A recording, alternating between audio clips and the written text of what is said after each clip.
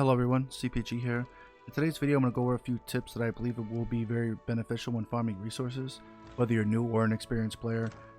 Before I get into that though, I just want to quickly say that I appreciate everybody's support on the last video, with the likes, subscriptions, and the comments.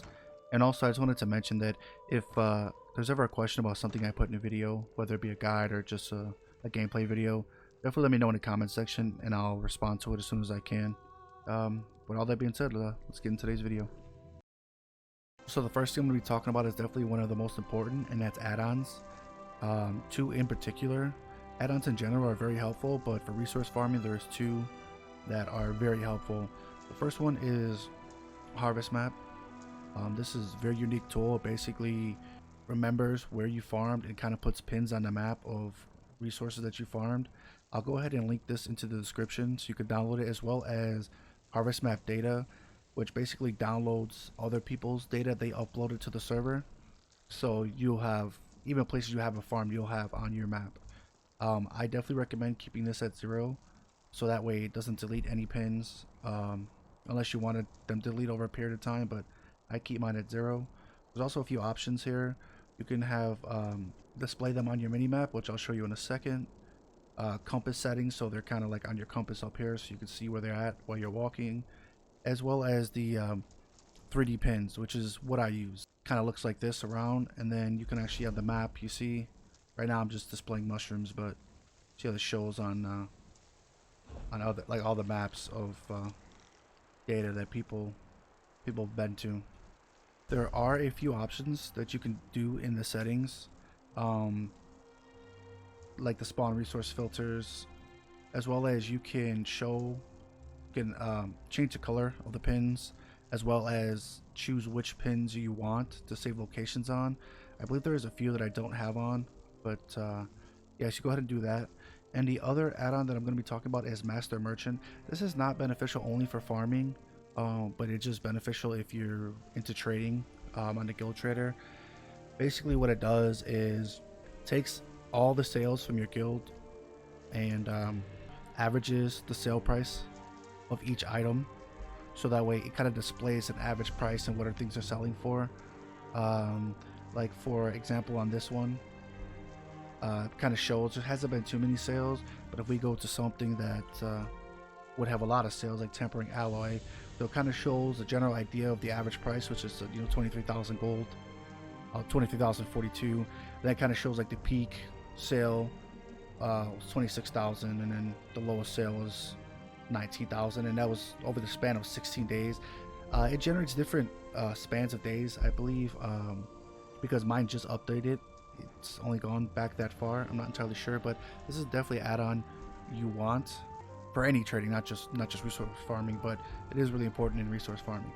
That is my first tip, the add-ons. So let's get into the next one. Okay, so the next thing I'm going to talk about is champion points. I do know it's not going to be applicable to newer players, but it's definitely something you could work towards, just kind of get a general idea. I'm only going to be talking about a few in specific, not the whole champion skill tree line. The first one I'm going to be talking about is Master Gatherer. It's very beneficial when farming resources because it reduces the time to farm them by 50%, so you're farming in half the time.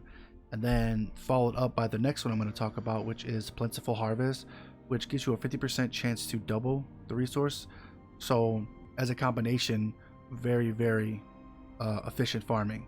Half the time, a chance to get double the resources. Also, there's another one that I'm just going to point out. It's called Steed's Blessing. It increases your movement speed by 0.4% per stage. I recommend capping this out too, just to kind of, the faster you get to the nodes, the faster you can farm them, etc, etc. But as far as champion points, these are the only 3 I really want to discuss. There are other ones that are beneficial, but I believe these are a few of the most important ones. So the next thing I'm going to talk about is actually a question I get asked a lot, and that's what should I farm and where should I farm. As far as where you should farm, I did post a video of my 2 favorite places to farm resources. I'll go ahead and link that in the description, so you go ahead and check that out. As far as what to farm, the simple answer is everything. Just farm everything you see on your route, collect all the resources. There is some value. Speaking more on the topic of value, that's where Master Merchant comes in. You can kind of see what sells better. There's some raw resources like Ancestor Silk and the pewter dust that sell very well on its own. And then there's some like the iron ore, the rubidite ore, which is what I farm, and some of the woods they don't sell very well on their own. So I refine those with the chance of getting rare resources, which do sell well. And then of course, the mundane runes in Hurtwood, they sell pretty well on their own as well. So I'd say take some time to go over to Master Merchant. It will vary depending on what guild you're in. If you're in a trading guild, I'm sure there will be more sales. But in general, just kind of get an idea. There also is a few websites you can go to. I do believe that the Tamriel Trade Center is one that you can go and kind of see the average prices of things. You can kind of see what's more, what will work better for you when it comes to if you should refine it, you should sell the resource raw, and then just do what you think is best. So that's going to be the end of today's video. Hopefully those tips were helpful. If they were, definitely drop a like and consider subscribing if you want to see more ESO content.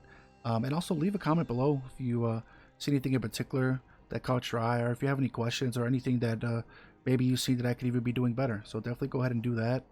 I'm going to be uploading some more ESO content. I have been playing ESO as well as other games. I'm working on a series that I'm going to be doing ESO. I'm not going to discuss the series too much, but I think everyone's going to enjoy it. That's going to be getting uploaded here, in the near future. So definitely be looking out for that. Other than that, I hope you all have a great rest of your day, and see you next video. Bye.